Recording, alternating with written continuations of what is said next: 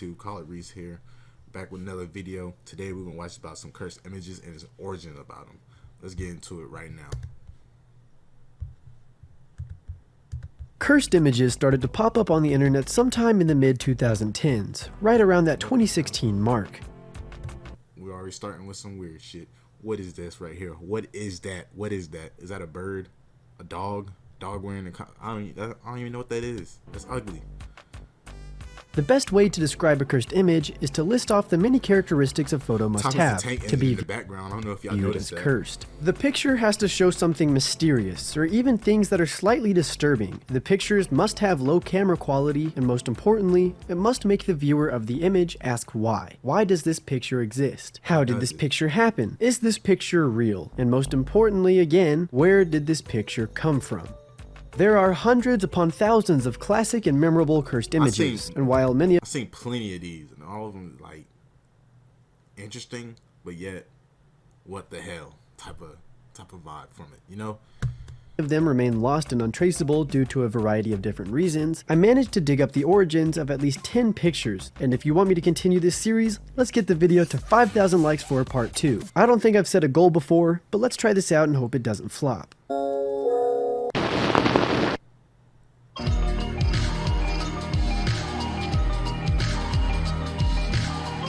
A very intense image of a guy's face being stuffed and filled with peas has made its rounds around the internet for quite some time now, and has been featured in many different meme formats. The mysterious man behind this picture... He got it in his nose. I know it's like clogged up, like he cannot breathe. I know that shit probably stuck right here. Right here. I know it's stuck right there.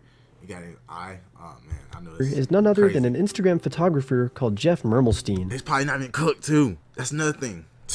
After going to his Instagram, at Jeff Mermelstein, you'll see quite the contrast of photography. Some pictures are of nature, some are of him and his mother, but then you'll start to notice something. Every now and then, you'll have the urge to do something just a little wild. On September 25th, 2021, the internet would be blessed whenever Jeff would drop this bombshell. See that in his nose? Like... or P-shell rather, onto his Instagram account.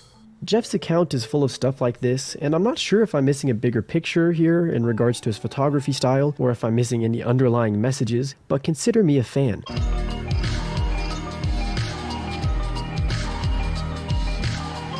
The smiling peanut image is the result of the 1976 presidential campaign for the 39th United States President, Jimmy Carter. Due to Jimmy Carter's background in being a peanut farmer, and due to the fact that where Jimmy is from and how it's a city that has an affinity for peanuts, that statue ugly as hell. I should have got that way when we started, but that's an ugly ass statue. The smiling peanut statue seemed like a great monument to have in the small hometown of Plains, Georgia. I found many different cursed and almost liminal feeling photos, if you will, of the peanut statue, and it's definitely on the future list of obscure places I want to visit. Going by these images really fast. Are we like what, number 8 now? It's like 8. I'm assuming that most people watching, regardless of even knowing what a cursed image is or not, have at one point seen this image of a crying baked potato cat. But what if I told you that the cat in this beloved meme isn't even crying? But what if I also told you that it's not even a cat at all?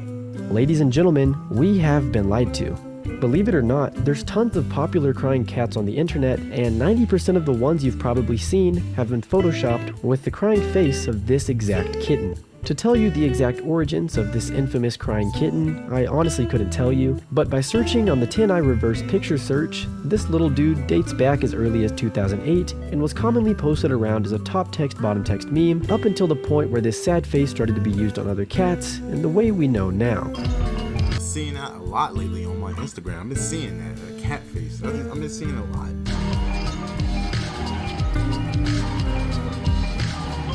If you watched my last video, The Essential Guide to a Liminal Space Road Trip, then you'd know that I covered the real-life location of this very obscure and accessible lounge area. Located in the small Texas town New Boston stands a Holiday Inn, with a very cursed and very interesting design choice right above the entrance. This again is a place that I plan on visiting in the near to distant future, because why wouldn't you want to see this? I ain't really... What? Who will make this? Who will make this right here? Who will do that? Boy, when you got money, you just do any damn thing. very interesting design choice right above the entrance. How you even get This up there? again is a place that I plan on visiting in the near to distant future, because why wouldn't you want to see this?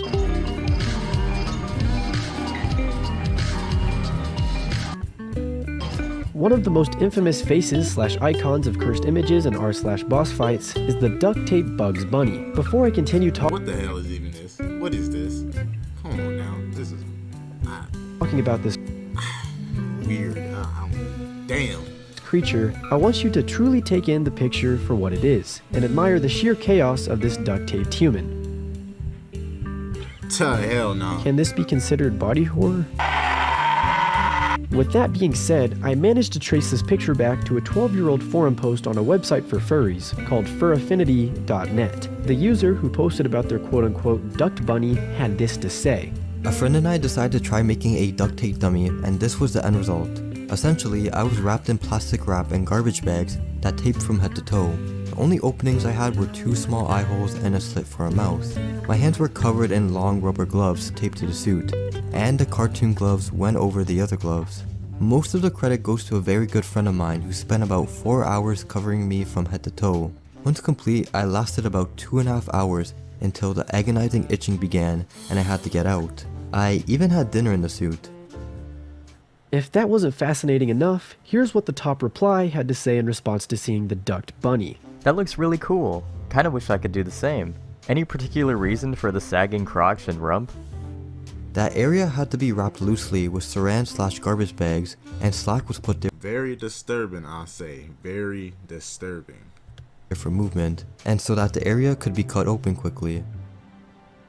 If you're wondering where the man in this duct bunny costume is nowadays, I don't have an answer, as his entire online persona has been inactive for over 8 years. Well, I thought they were inactive until I found their linked Twitter off of the forum page. Wally Wabbit, as they like to call themselves, is relatively active on their Twitter page, with their last tweet dating back to September of 2023. I know my audience is pretty cool, but I still feel like saying that nobody should send any sort of hate or harassment or weird stuff towards this person. I'm only showing their Twitter because it's nice to know that the Duct Bunny legend isn't dead.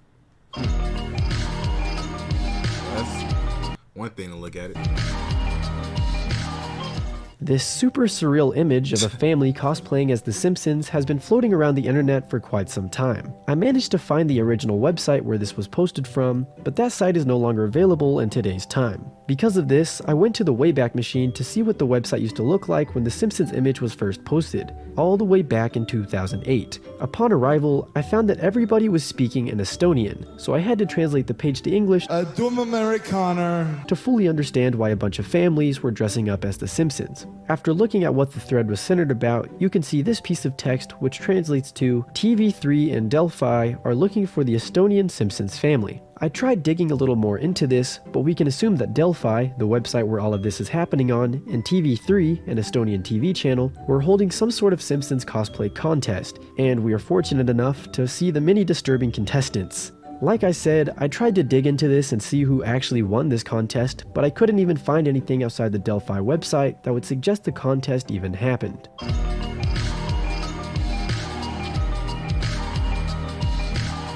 Simpsons. What? What is going on in this image? Luckily to those who had What the asked hell? that question, What is going on? All that bread. That look like bread. I know exactly why this is happening, because that's what this video is about. I remember back in the mid-2010s, there was a movie called The Adventure of Food Boy on Netflix, and it was just one of those super obscure movies that kind of exist in the back of your head, but you don't truly remember the entire premise or plot of the film. One of the only things I remember from The Adventures of Food Boy is this exact image from the movie.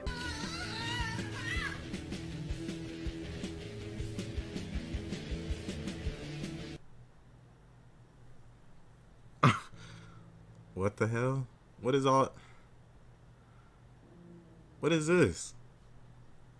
So weird. The Pink Cinema. Since I can't truly recite the entire story of Food Boy from memory, because it's probably getting close to over a decade since I've last watched it, here's the synopsis of the film. A teenager is excited to discover he has the superpower to make food appear out of thin air. However, chaos follows. That's literally it. You can go and watch it on Amazon Prime if you're curious. The cursed images of these mutilated and stretched out Furbies are definitely some of my favorite Nasty.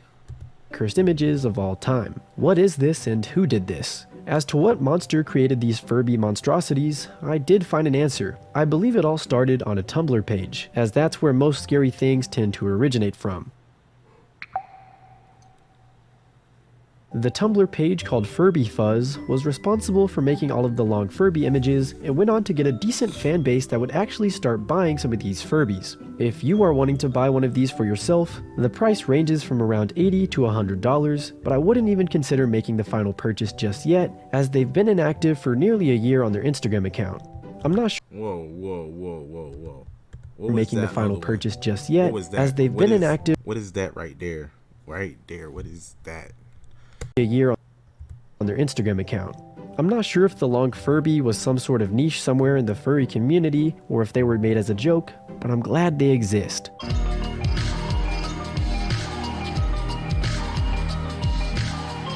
If you're ever passing through Brentwood, Pennsylvania, then feel free to stop by Rowdy Barbecue to witness the iconic chicken statue from this cursed image. At first, I was almost positive that Chicken looks so chill. this picture was edited, because what place is gonna have their mascot saying "eat our fish or burn for eternity"? To my surprise, you can find many different images of the rowdy chicken holding exactly what it says in the classic cursed image. The sign is also capable of saying normal restaurant things like smoked brisket chili and chicken and sausage combo. To go from "fucking die if you don't eat our fish" to "we're having smoked brisket chili on Tuesdays" is pretty funny stuff.